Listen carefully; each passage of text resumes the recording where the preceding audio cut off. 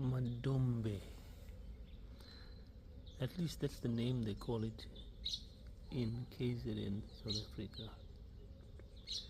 There's various other names for this. The English call it yam. And this plant is very rich in carbohydrates.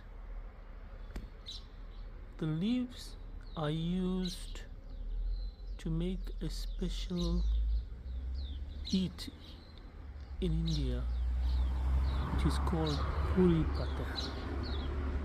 They actually wrap the leaves and make this delicacy.